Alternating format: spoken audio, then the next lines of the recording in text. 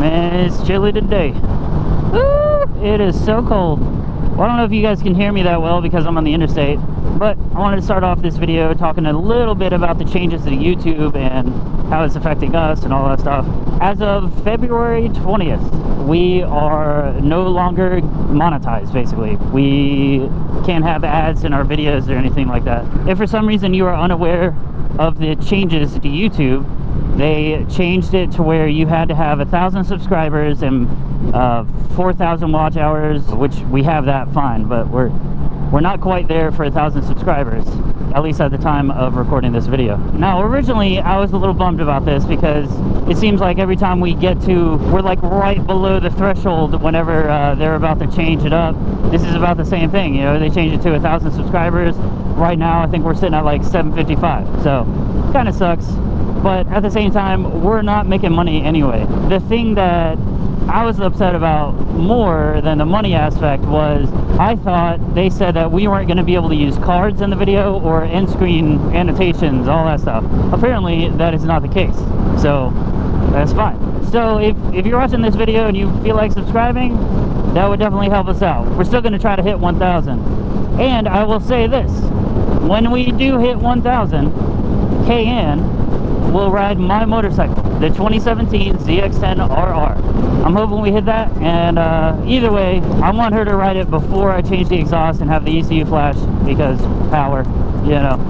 But in this video, we're going to be going over the settings of this motorcycle, but I'm headed over to Percy Priest Inn right now, and we're going to do it there.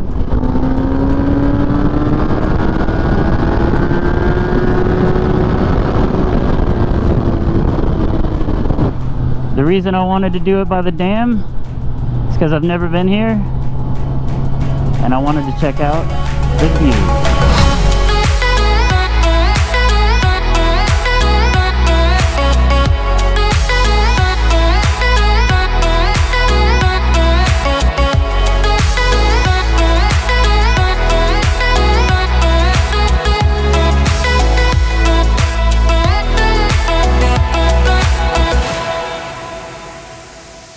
Alright, so I made it to the dam. I was just going to go over some of the settings in this 2017 ZX-10RR. So when you first turn it on, you can just hit the select button, and that cycles through your clock, your lap time. You can see your odometer. Then they have two different trips, so you can do oil change, whatever you want. Then it has instant read miles per gallon, and then your average. Have you messed around with this yet?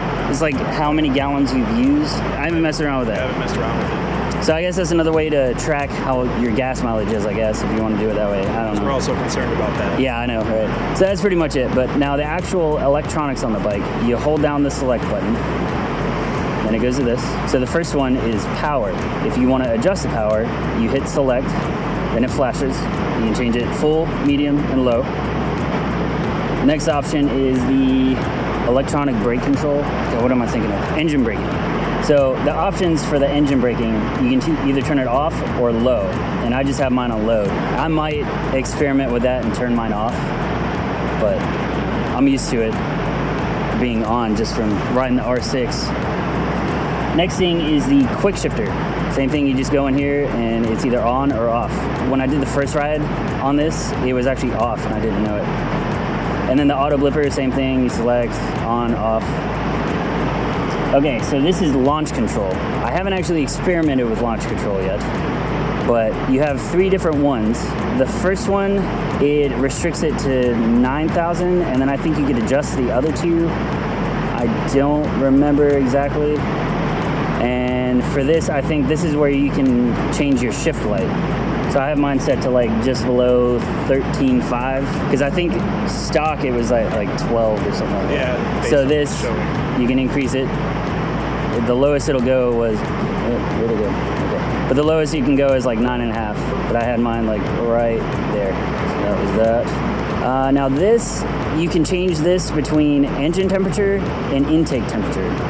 I always just have it on the engine temperature. I don't really know why you would need intake temperature. I don't really know, because it doesn't seem like that would be a good reading for the temperature outside if you cared about that. And then this is where you can adjust your clock. That's pretty much that. Then they have a reset button where you can just reset everything to factory. That's basically it. The launch control, I'm gonna have to get more in depth with that one. I'll probably do a video specifically just for launch control. Other than that, there's a little lever down here where you can reset your lap time, and then I think this starts and stops your lap time. But again, I've never been to the track, so I wouldn't know anything about that stuff yet. Oh wait, where was traction control? Okay, there was one more thing to do traction control. I do not remember how to do it. Okay, yeah, you hold it like half a second and then it goes, okay. Now for the traction control, you actually have to go out of the settings. It's not in the same area. But you basically hold up or down either one for like half a second and release. The higher the number, the more traction control you're gonna have. So if you have it on 1, it's not really gonna be all that much. I just have mine set to 3 until I get used to it. Now I know that there is a lift control built into the traction control. Basically, the lower the number, the more your wheel's gonna rise up. Okay, well, I guess that's it. We're gonna go riding now. So if you like this video, give it a thumbs up. If you haven't subscribed yet, subscribe. See you in the next video. I guess this is goodbye. Yeah, so bye. And I just run away. Okay, so for the traction, oh, yep. Oh, damn it, it wasn't connected the entire time. Well, that sucks. Oh well. I have crappy audio now.